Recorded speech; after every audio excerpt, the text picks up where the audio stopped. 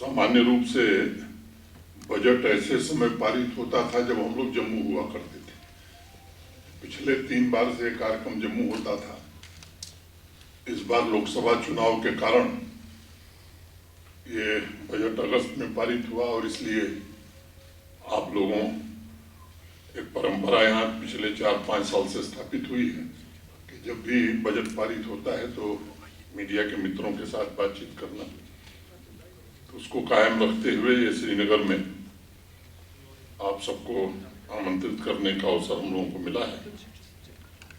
व्यक्तिगत रूप से मैं इसे एक ऐसा मौका भी मानता हूँ कि पिछली यादों का सिलसिला जो आप सबसे वो फिर से जुड़ जाता है, और इसीलिए कहा गया कि हम खुदा के तो कभी कायल न थे, तुम्हें देखा तो खुदा याद आया। जब संगत आप लोगों की होती है, इंतजार खत्म होता है, और ये इस तरह के कार्यक्रम में समझता हूँ कि एक ब्रिज का काम करते हैं। व्यक्तिगत रूप से मैं या प्रशासन के लोग और आप बातचीत करने का एक अवसर रहता है। मुझे ये पता है कि मीडिया का साक्षी भाव घटनाओं को रिपोर्ट करने का, या मैं कहूँ कि उसमें आपका अहम रोल है, और आपसे बेहतर कोई नहीं जानता है। पिछले 5 वर्षों में मैं एक बात कह सकता हूँ कि आम आदमी की आकांक्षाएं और सामाजिक आर्थिक विकास के क्षेत्र में जम्मू कश्मीर ने काफी प्रगति की है। और मुझे लगता है कि खुली हवा में सांस लेने का लंबे समय के बाद यहाँ के आम नागरिकों को अवसर मिला है। अपनी मर्जी से जीने का अधिकार सामान्य व्यक्ति को मिला है। और अगर मुझसे कोई पूछे कि इन 5 सालों को किस तरह से आप देखते हैं, तो मैं इन 5 वर्षों को शांति, प्रगति और समृद्धि के कालखंड के रूप में देखता हूँ। जो लोकसभा के चुनाव हुए, या मैं कहूँ कि लोकतंत्र का जो पर्व हुआ, मोटे तौर पर ओवरऑल 58.46% मतदान पूरे जम्मू कश्मीर में हुआ। वैली की अगर मैं बात करूं तो यहाँ भी 50% से ज़्यादा मतदान हुआ, और लंबे समय के बाद 3.5 दशक के बाद इस तरह का मतदान लोगों ने बढ़ चढ़ करके किया। स्वाभाविक रूप से ये जमहूरियत या लोकतंत्र में लोगों ने अपनी आस्था व्यक्त की। यहाँ के बारे में एक बड़ा मशहूर किस्सा था, कभी लल्लू साहब को मालूम है। एक श्रीनगर में कलेक्टर साहब हुआ करते थे, तो यहाँ 2 तरह के विधायक होते थे। खलीक नाम था उनका कलेक्टर साहब। एक खलीक साहब के एमएलए होते थे, एक जनता के एमएलए होते थे। तो मुझे लगता है कि लंबे समय बाद भारी मतदान हुआ और निष्पक्षता पूर्वक जिसको जहां मर्जी हो वोट दे चुनाव कराने में प्रशासन को सफलता मिली। और मैं जो बजट पारित हुआ है उसकी चर्चा करके मोटे मोटे बिंदुओं की, बाकी आपके सवाल लिए जाएंगे। आप सबके ध्यान में होगा कि ये 24-25 का जो बजट है 23 जुलाई को पार्लियामेंट में ले किया गया था, और 8 अगस्त को संसद के दोनों सदनों से ये पारित हुआ है। साइज जो बजट का है वो 1,18,03,90 करोड़ रुपए, 1.18390 करोड़। और पिछले साल का जो एक्सपेंडिचर है इससे 30,889 करोड़ ज्यादा है। एडमिनिस्ट्रेटिव सेक्टर में मोटे तौर पर रेवेन्यू एक्सपेंडिचर हमारा जो है वो 9881.68 करोड़, सोशल सेक्टर में लगभग 24,870.50 करोड़, इंफ्रास्ट्रक्चर सेक्टर में लगभग 16,000 करोड़, और इकोनॉमिक सेक्टर में लगभग 555.48 करोड़। कैपिटल एक्सपेंडिचर में पहले की तुलना में मैं समझता हूं कि भारी वृद्धि हमने की है। सोशल सेक्टर में हम लगभग 4,217.65 करोड़, इंफ्रास्ट्रक्चर के सेक्टर में 11,664.45 करोड़, और इकोनॉमिक सेक्टर में 6,943.20 करोड़। ये खर्च कर रहे हैं। Capital expenditure contribution towards GDP 14.01%, और अगर मैं पीछे 5-6 सालों से तुलना करूं तो एक तरह से डबल हो गया है। जीएसडीपी फॉर द ईयर 24-25 ये प्रोजेक्टेड है 2,63,399 crore, 263,399 crore, which shows a growth of 7.5% over GSDP of 23-24. Tax या gross domestic product ratio for 24-25 has been projected at 7.92%, which is higher than previous year, that is 5.68%. Challenges आपको पता है, जम्मू कश्मीर में historically या legacy का challenge रहा है, fiscal management खास तौर से, और जो एक्सटर्नल प्रेशर रहे हैं हमारे ऊपर, हाई लेवल रहा है कमिटेड एक्सपेंडिचर का, और बिजली के क्षेत्र में एटीसी लॉसेस देश में सबसे ज़्यादा रहे हैं, जो हमारे लिए चैलेंज था, और इसके कारण दिक्कतें भी थी। यूटी गवर्नमेंट ने काफ़ी प्रयास किया है अपने प्रोजेक्ट एग्जीक्यूशन में, रेवेन्यू ऑगमेंटेशन में, और एटीसी लॉसेस को कम करने का विशेष प्रयास किया गया है। रेवेन्यू ऑगमेंटेशन जो हुआ है मोटे तौर पर जीएसटी रिटर्न कंप्लायंस, ई स्टैंपिंग सिस्टम, डीलर रजिस्ट्रेशन का एक्सपेंशन और ट्रांसपेरेंट एक्साइज ऑप्शन, इसके कारण रेवेन्यू रिसीट्स हमारी बढ़ी हैं, जहां 23-24 में 12,753 करोड़ था, वो इस साल बढ़ करके 13,900 करोड़ हो गया है।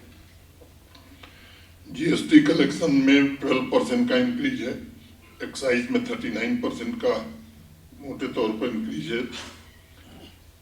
पावर रिफॉर्म की दिशा में जम्मू कश्मीर काफ़ी आगे बढ़ा है, और 5.74 लाख मीटर्स अभी तक लगाए जा चुके हैं, और मुझे लगता है कि इसके कारण 25% रिडक्शन ट्रांसमिशन और डिस्ट्रीब्यूशन लॉसेस में हम कर सकें।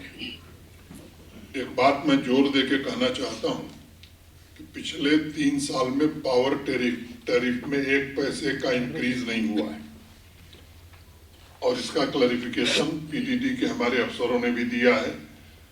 और दूसरी बात कि देश में सबसे सस्ती बिजली जम्मू कश्मीर में ही दी जा रही है। कुछ एक प्रचार हो रहा है कि साहब बिजली बिल बढ़ गई है, बिजली बिल ज्यादा आ रही है, इसलिए मुझे ये बात कहनी पड़ी कि कोई बढ़ोतरी जम्मू कश्मीर प्रशासन ने पिछले 3 साल में पावर टैरिफ में नहीं किया है। और दूसरी बात कि वो आपके अगल बगल के जो राज्य हैं, चाहे वो हिमाचल हो, पंजाब हो, हरियाणा हो, इनसे तुलना कर लीजिए, या देश के किसी यूटी और किसी स्टेट से तुलना कर लीजिए, और फैक्चुअल स्थिति है कि एवरेज जो हमारी खरीद है उससे भी सस्ती बिजली हम यहाँ के कंज्यूमर्स को दे रहे हैं। अनेक एक्सपेंडिचर रिफॉर्म्स भी पिछले 4-5 वर्षों में जम्मू कश्मीर प्रशासन ने किया है। एक तो सेंट्रली स्पॉन्सर्ड स्कीम्स का कैसे अच्छे ढंग से हम दोहन करें, इसका एक सुनियोजित प्रयास हुआ, जिसके कारण 22-23 में जहां 6,400 करोड़ रुपए हम प्राप्त कर सके थे, 23-24 में वो बढ़ करके 10,300 करोड़ रुपए हो गए, और इस वर्ष मैं उम्मीद करता हूं कि इसमें और वृद्धि होगी। टेक्नोलॉजी रिफॉर्म्स के कारण ट्रांसपेरेंसी और अकाउंटेबिलिटी, खासतौर से बजटिंग और एक्सपेंडिचर के मैनेजमेंट में इसने बड़ा योगदान किया है, और एक सिस्टमेटिक ड्राइव चला करके प्रोजेक्ट्स की physical monitoring, geo tagging, photography के कारण काम की स्पीड हमारी 10 गुनी बढ़ी है।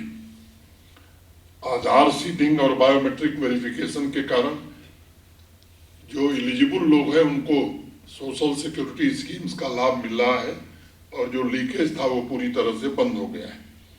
अभी वित्त मंत्री जी को आपने सुना, इफेक्टिव फिस्कल मैनेजमेंट पर उन्होंने जम्मू कश्मीर प्रशासन की सराहना की है, और मुझे लगता है कि इसका बड़ा लाभ हमें हुआ है ट्रांसपेरेंसी लाने में, और पहली बार 28,000 करोड़ हमारा जो लंबे समय से ड्यूज था पावर सेक्टर का, वो रीपे कर सके हैं। नहीं तो ऋणम कृत्वा घृतम पीवेत, एक कहावत हमारे यहाँ, यावत जीवे सुखम जीवे ऋणम कृत्वा घृतम पीवेत। जब तक जिए सुख से जिए, कर्जा लीजिए और घी पीजिए। तो उस व्यवस्था से अब जम्मू कश्मीर पूरी तरह से बाहर निकल गया है।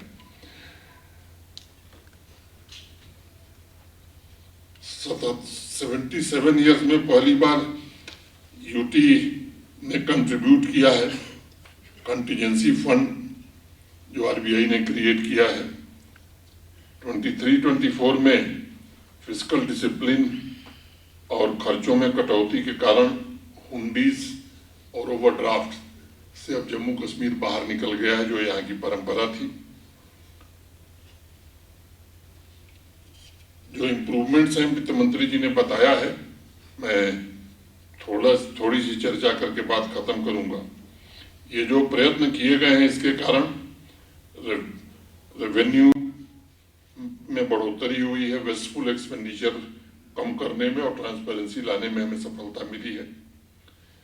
और इसका परिणाम ये हुआ कि जो जीडीपी हमारी 15-16 में थी, 23-24 में ठीक वो डबल हो गई।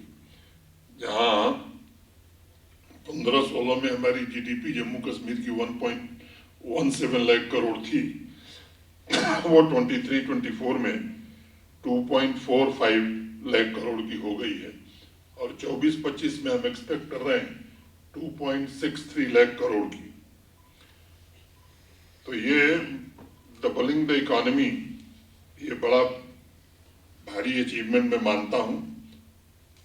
चैलेंजेस हमारे पास बहुत थे, एक्सटर्नल चैलेंजेस थे, मैसिव फ्लड आ गया था जम्मू कश्मीर में, उस स्थिति से निपटना था। और पूरी, मैं कहूँ कि दुनिया की सबसे बड़ी महामारी कोविड-19, इन सब के बावजूद इकोनॉमी को डबल करने में हमें सफलता मिली है। जम्मू कश्मीर बैंक एक जीता जागता उदाहरण है। और 2019 में जहां 1139 करोड़ के घाटे में था, वो 23-24 में 1700 करोड़ के मुनाफे में। तो मैं समझता हूं कि टर्न अराउंड कैसे हुआ, ये इन प्रयासों का एक नतीजा है। जहां एनपीए 11% था, वो 5% से नीचे आ गया है। तो मैं समझता हूं कि ये प्रोफेशनल ढंग से, एफिशिएंट ढंग से काम करने और ट्रांसपेरेंटली काम करने के कारण ये जम्मू कश्मीर बैंक पे टर्न अराउंड हुआ है। अगर मैं बात करूं कि जम्मू कश्मीर बैंक का रोल भी अब बढ़ गया है, चाहे वो हमारी एचएडीपी की स्कीम हो, चाहे सेल्फ एम्प्लॉयमेंट की हमारी स्कीम हो। पहले की तुलना में अगर क्रेडिट देखेंगे आप, तो जम्मू कश्मीर के किसान हो, नौजवान हो, महिलाएं हैं या इंडस्ट्री है, इसको पहले से काफी ज्यादा जम्मू कश्मीर बैंक की ओर से फाइनेंस दिया जा रहा है। बावजूद इसके वो लाभ में है। यूनियन गवर्नमेंट ने इन प्रयासों को सराहा है, वित्त मंत्री जी को आपने सुना है, और अब उसको मैं दोहराने नहीं जा रहा हूं कि 17,000 करोड़ रुपए का एक स्पेशल असिस्टेंस भारत सरकार ने हमें दिया है। और उन्होंने बताया कि अब GDP ratio will reduce to 3%, fiscal deficit to GDP ratio will reduce to 3%। मैं समझता हूं कि ये बाकी राज्यों की तुलना में बहुत बेहतर है। मेजर आउटले का विवरण है, वो कागज आपको दे दिया जाएगा उस पर। तो मैं समझता हूँ मोटे तौर पर मैंने आपके सम्मुख विषय रखा है। और अगर आप लोगों को कुछ जानकारी चाहिए, पुलिस और सिक्योरिटी का एक्सपेंडिचर मोटे तौर पर 11% हमारे बजट का रहा है, जो अब भारत सरकार उसका वहन करेगी। ये एक तो एक्सपेंडिचर का जहाँ तक सवाल है, जो 4-5 साल का ट्रैक रिकॉर्ड है, पहले की तुलना में एक्सपेंडिचर हमारा काफी बढ़ा है। और जो बजट में प्रोविजन है वो पूरी तरह से खर्च हो जाए, इसका पूरा प्रयास हम लोग करेंगे। और मुझे उम्मीद है कि पिछले परफॉर्मेंस को देखते हुए मैं कह सकता हूं कि उसे खर्च करने में हम सफल होंगे। दूसरा, पावर सेक्टर में जो आपने कहा ये सच है। मैंने जिम्मेदारी से वो बात कही कि 3 साल में कोई बढ़ोतरी नहीं हुई। अगर होती तो वो आपके ध्यान में आता, रेगुलेटरी कमीशन हमको जाना पड़ता। फ्लैट रेट में वृद्धि हुई है। अब ये सच है कि कुछ लोगों को पहले से ज्यादा पैसा देना पड़ रहा है, उन लोगों को भी कुछ लोगों को पैसा देना पड़ रहा है जो पिछले कई वर्षों से पैसा नहीं दिए थे। तो अगर लोड का वेरिफिकेशन पीडीडी कर रहा है तो आप दे रहे हैं 200 रुपया और चला रहे हैं 3 एसी, तो उनको तो थोड़ा ज्यादा देना पड़ेगा। ये भ्रामक प्रचार करके मैं समझता हूं कि कुछ लोग इस बात को फैलाने की कोशिश कर रहे हैं कि पावर टैरिफ बढ़ा दिया गया। ये ट्रांसमिशन और डिस्ट्रीब्यूशन सेक्टर में पिछले 4-5 वर्षों में काफी अच्छा काम हुआ है। और 4 साल पहले की जो स्थिति थी, एग्जैक्ट परसेंटेज वाइज हमारे सेक्रेटरी साहब बताएंगे, लेकिन ट्रांसमिशन और डिस्ट्रीब्यूशन दोनों कैपेसिटी हमारी काफी बड़ी है। अभी आरडीएसएस भारत सरकार के सहयोग से जो 5000 करोड़ से ज्यादा की परियोजना है, उसके पूरा होने के बाद मैं समझता हूं कि डिस्ट्रीब्यूशन सेक्टर में बड़ा क्रांतिकारी बदलाव जम्मू कश्मीर में आएगा। जहां तक पावर जनरेशन की बात है, आप सबको पता है 3450 या 3500 मेगावाट हमारी जनरेशन कैपेसिटी रही है।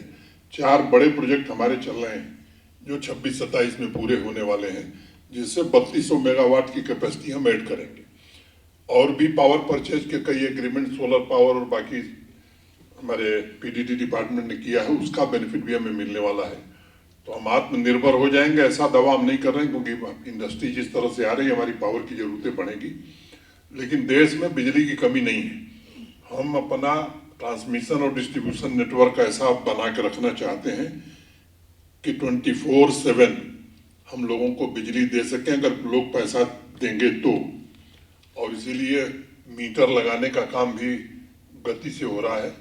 और एक बात मैं बहुत विनम्रता से कहना चाहता हूं कि बिना पैसे की सर्विसेज मिले, ये जमाना खत्म हो गया। पहले पावर यूटिलिटी जो भारत सरकार की थी या बाकी देश में थी, वो स्टेट गवर्नमेंट्स को या यूटी को उधार में भी बिजली दे देती थी।